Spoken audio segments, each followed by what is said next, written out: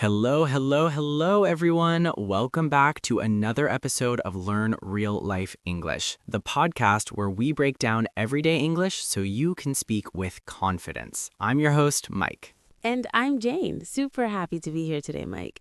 What are we diving into this time? Jane, today we're going to explore a tiny little word that packs a huge punch in English, the word let. Oh, I love this one. Let is one of those words that learners think is simple, but once you start digging into it, you realize it shows up everywhere, in grammar, in phrasal verbs, in idioms, in everyday conversation. Exactly. And the tricky part is it doesn't always mean the same thing. So by the end of today's episode, our listeners are going to know every major use of let and they're going to feel super comfortable using it themselves. So let's get started. See what I did there? And there it is already. All right, let's jump in. Okay, Jane, let's start with the most fundamental, most common meaning of let, and that is to allow or to permit someone to do something. Right. This is the bread and butter of let. When you say let, you're basically saying, I'm giving you permission or I'm not stopping you. And the structure is really straightforward. Let plus person or object plus base verb, infinitive without to. That's key, everyone. No to after let. This is a very common mistake. Let me give some examples. My mom let me go to the party. The teacher lets us use our phones during break. Please let me explain. Notice it's let me go, not let me to go. That's a big one. A lot of learners want to add to because with other verbs like allow, you do use to. She allowed me to go. But with let, no to. Great point, Mike. So just to drill that in, let me help you, not let me to help you. Perfect. And I want to point out something about the past tense here. The past tense of let is also let. Yes, it doesn't change. It's one of those irregular verbs. Present, I let. Past, I let. Past participle, let. So you might hear, she let me borrow her car yesterday. They let us leave early last Friday. The context tells you it's in the past. And in the negative, we'd say, she didn't let me go, not she let it not, or anything weird like that. Let it. I hope nobody is saying that. You'd be surprised. All right, moving on to one of the most common uses of let, and that is let's, the contraction of let us. Oh, this one is everywhere. When you say let's, you're making a suggestion or a proposal to do something together with someone. Examples, let's go to the movies tonight. Let's try that new restaurant. Let's not argue about this. And notice that last one, the negative form. You say let's not don't let's. Although, fun fact, don't let's is used in some old British English, but it sounds very outdated. Yeah, stick with let's not. Let's not waste any more time. Let's not forget to call her. Now, here's something interesting, Mike. Let's technically means let us, right? But nobody really uses let us in modern conversation to make suggestions. If you say, let us go to the park, it sounds like you're either very formal or you're actually asking for permission, like, please allow us to go to the park. Great distinction, Jane. So let's go equals suggestion. Hey, I think we should go. Let us go equals could mean a plea or request. Please allow us to leave. Context is everything, folks. And I want to add, when someone says let's, you can respond with, yes, let's. Sure, let's do it. No, let's not. Supernatural, super common. Okay, Jane, here's a slightly different shade of meaning. Sometimes let doesn't mean you're actively giving permission. It just means you're not preventing something from happening. Right, it's more passive, like you're stepping aside and allowing something to occur naturally. Examples, just let it happen. Let the water boil before adding the pasta. I'm going to let the kids figure it out on their own. In these cases, you're not really granting permission, you're just not interfering. It's more about allowing a process to take place. And this brings us to one of the most famous phrases in English history. Oh, I know where you're going. Mike and Jane together, let it be. Thank you, Beatles. But seriously, let it be means allow it to exist as it is. Don't interfere. Don't try to change it. Beautiful phrase. And here are some more expressions with this passive sense of let. Let it go. Stop holding on. Stop worrying about it. Let nature take its course. Don't interfere with a natural process. Let sleeping dogs lie. Don't bring up old problems. Oh, I love let sleeping dogs lie. That's such a great idiom. It basically means don't bring up old problems. Yeah, like if you and your friend had an argument 6 months ago and everything's fine now, don't bring it up again. Let sleeping dogs lie. All right, now we're getting into one of the richest areas, phrasal verbs with let. Jane, there are so many of these. There really are, and they can mean very different things depending on the particle, the little word that follows let. So let's go through the major ones. Number 1, let in. This means to allow someone to enter. Can you let me in? I forgot my keys. The security guard let us in after checking our IDs. Simple and straightforward. Now the opposite, let out. To allow someone to exit or to release. She let the cat out this morning. School lets out at 3 p.m. And let out has another meaning too. It can mean to reveal something, often accidentally. He let out that he was planning a surprise party. Oops. Yeah, that secret's gone. All right, next one, let down. Oh, this is an important one. To let someone down means to disappoint them. I'm counting on you. Don't let me down. She felt really let down by her friends. And let down can also be used as a noun, a let down. The movie was a real letdown. It was disappointing. Great one. Next, let off. To let someone off means to not punish them or to give them a lighter punishment than expected. The judge let him off with a warning. My boss let me off early today. That second example is slightly different. It means to allow someone to leave or to release from duty. Right. Context, context, context. Next up, let on. This one's interesting. To let on means to reveal information, usually something you are keeping secret, often used in the negative. She knew about the surprise, but she didn't let on. Don't let on that you know about his promotion. So it's like playing it cool, keeping a poker face. Exactly. And one more big one, let up. To let up means to become less intense or to stop. The rain finally let up around noon. The pressure at work hasn't let up all week. So if the rain lets up, it slows down or stops. If pressure doesn't let up, it keeps going strong. Those are the major phrasal verbs with let. Want me to do a quick recap? Go for it. Let in, allow to enter. Let out, allow to exit, release, reveal. Let down, disappoint. Let off, not punish, release from duty. Let on, reveal a secret. Let up, decrease in intensity. Boom. Beautiful. Okay, Jane, now let's talk about some fixed expressions and exclamations with let, because there are a lot. Oh yeah, these are phrases that English speakers use all the time. Let's fire through some of them. First, let me see or let me think. This is used when you need a moment to consider something. What's her phone number? Let me see. I think it's... Can you help me move on Saturday? Let me think. Yeah, I should be free. It's basically a filler, a way to buy yourself a moment. Next, let me know. Super, super common. It means inform me or tell me when you decide. Let me know if you need anything. Let me know when you get there. I say this probably 10 times a day in emails. Same. Okay, how about let alone? Ooh, this is a great one. Let alone is used to emphasize that something is even more impossible or unlikely than the first thing mentioned. I can't even run 1 mile, let alone a marathon. He can barely cook eggs, let alone a full dinner. So the structure is something difficult plus let alone plus something even more difficult. It's a fantastic expression for emphasis. How about let go of? Literally, it means to release your grip, let go of the rope. But figuratively, it means to stop being emotionally attached to something. You need to let go of the past. She finally let go of her anger. Deep stuff. And it's also used as a euphemism in business, right?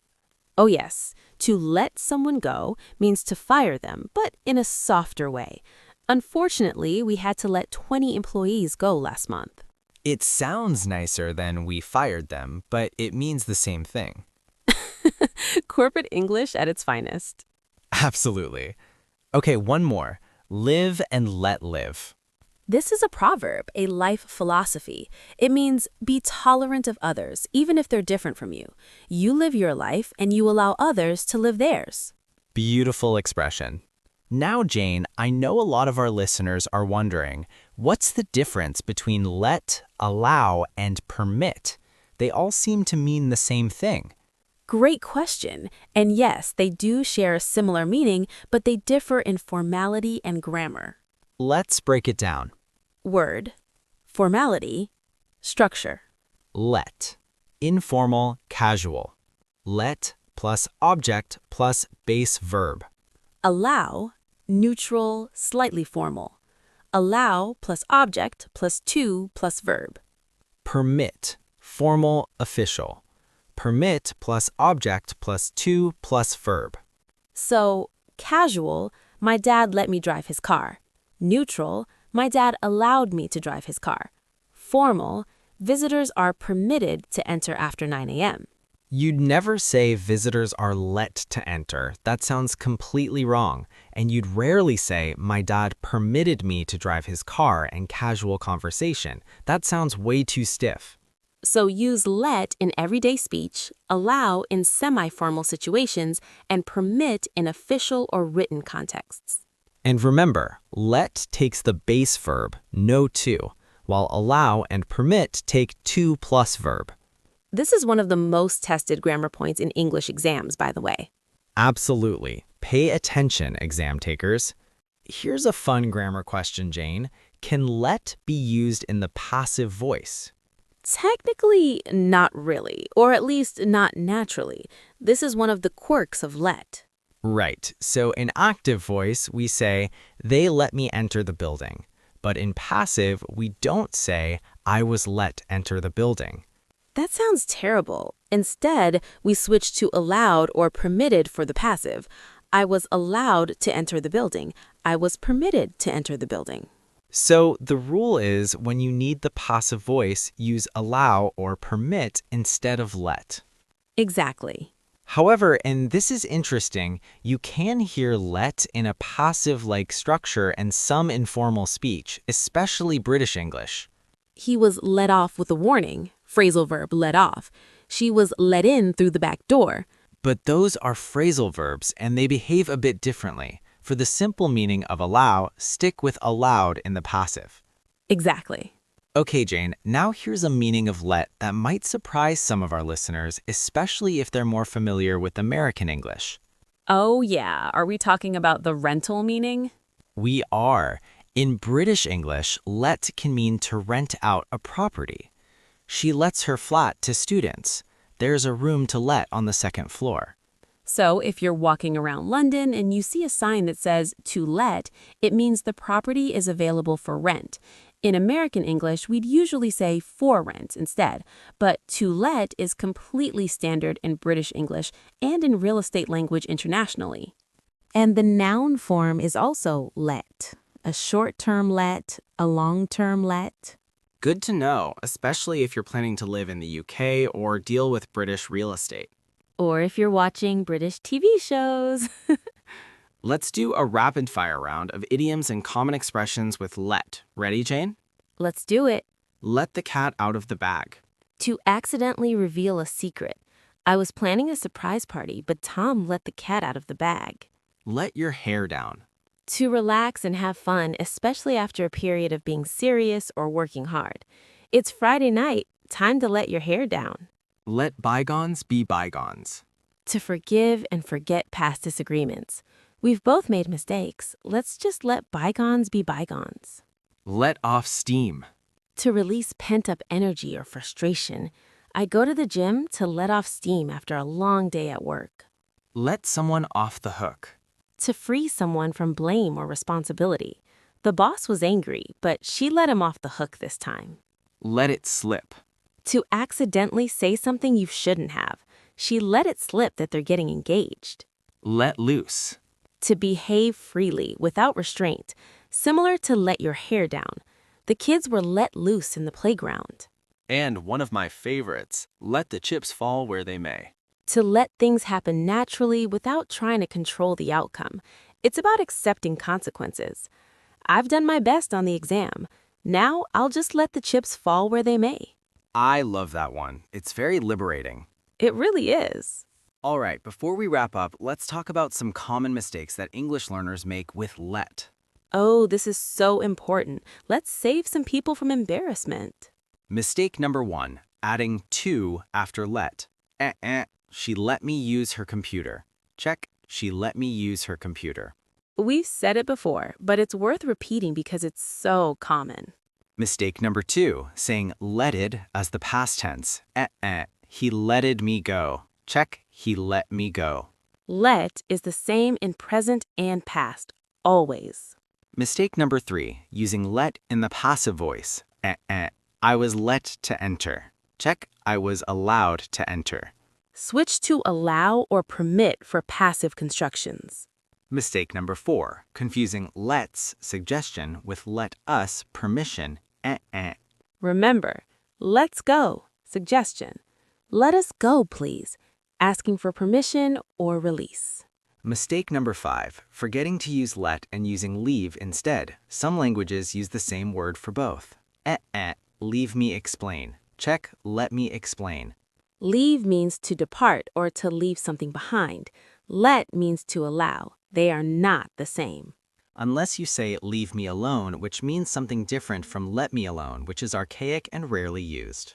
Good catch, Mike. All right, listeners, it's practice time. Jane and I are going to give you some fill-in-the-blank sentences, and you try to complete them with the right form or phrase using let. Ready? Here we go. Number 1, my parents never blank me stay out late when I was in high school. Pause. The answer is let. My parents never let me stay out late. Number 2, come on, it's a beautiful day. Blank, go for a walk. Pause. Let's go for a walk. Number 3, I can't afford a bicycle. Blank, a car. Pause. Let alone. I can't afford a bicycle, let alone a car. Number 4, she accidentally let the cat out of the bag about the promotion. Pause. Let. She accidentally let the cat out of the bag. Number 5, could you blank me when you've made a decision? Pause. Let me know. Could you let me know when you've made a decision? Excellent. How did you do, listeners? If you got all 5, give yourself a pat on the back. All right, Jane, let's do a final summary of everything we covered today. Let's do. There it is again. So today we learned that let is used for permission. Let me help you. Suggestions with let's eat. Not preventing or allowing a process. Let it be. Phrasal verbs, let in, let out, let down, let off, let on, let up. Fixed expressions, let me know, let alone, let go of. Idioms, let the cat out of the bag, let your hair down. Renting in British English, a flat to let. Key grammar points, no to after let, past tense stays let, no passive with let. That is an impressive list for a 3-letter word. It really is. Let might be small, but it's mighty. Absolutely. So listeners, here's my challenge for you this week. Try to use at least 5 different let expressions in your daily English. Write them down, practice them, say them out loud. The more you use them, the more natural they'll become. And if you have any questions, you know what to do. Let us know. Drop us a message, leave a comment, send us an email. And please, if you enjoyed this episode, share it with a friend who's learning English. Don't let them miss out. See, you can't stop. Haha, it's everywhere. All right, everyone, that's all for today's episode of Learn Real Life English. Thank you so much for tuning in. Thanks, everyone. You've been amazing. Keep learning, keep practicing, and most importantly, don't let anything stop you from reaching your English goals. Well said, Jane. Until next time, happy learning. Bye-bye. Real English is recorded every day. Subscribe so you never miss an episode. And remember, let your curiosity lead the way.